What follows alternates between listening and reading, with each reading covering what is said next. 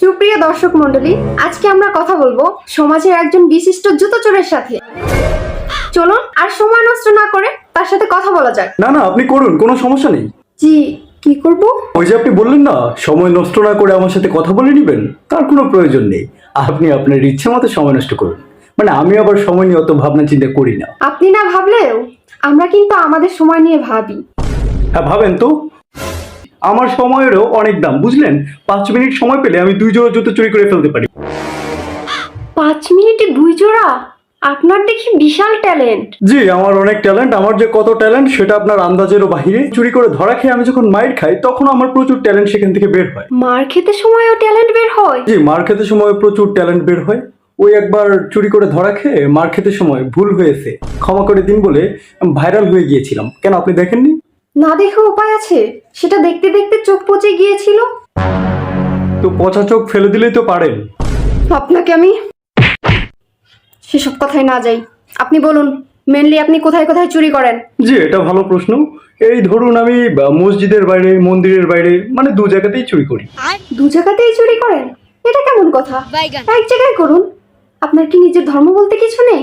না, সে তো অবশ্যই আছে, কিন্তু তাতে আমার কিছু যায় আসে না। আমি একজন ধর্ম নিরপেক্ষ চোর এবং আমি জাতপাত বিবেচনা করে চুরি করি না। তো আপনার জুতো চুরি করার নেশা কবে থেকে হয়েছে? জুতো চুরির নেশাটা তো আমার একদম ছোটবেলা থেকেই। যখন আমি বুঝতে পারলাম যে ভাঙ আর গাজার নেশাটা শুধুমাত্র নেশা, কিন্তু জুতো চুরিটা শুধু নেশা না, এটা একটা পেশাও বটে।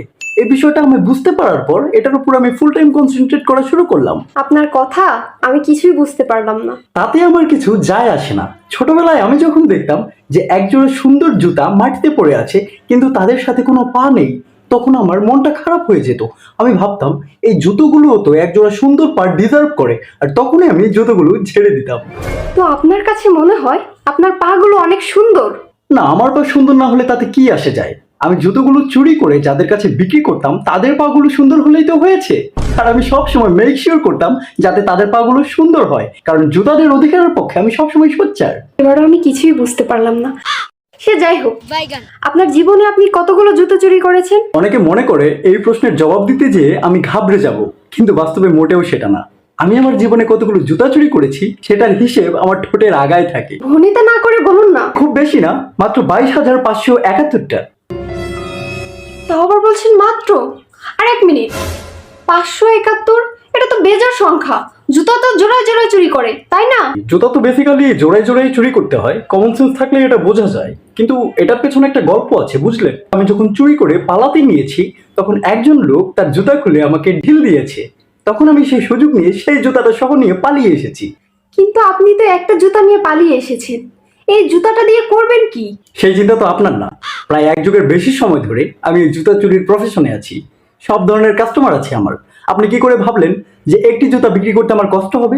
এক জুতা আবার কে কিনে নিবে? আমার থেকে এক জুতা কিনে নেওয়ার কাস্টমারদের মধ্যে অন্যতম হচ্ছে খগেন, নেপলা, তারপর কালাপাঠা।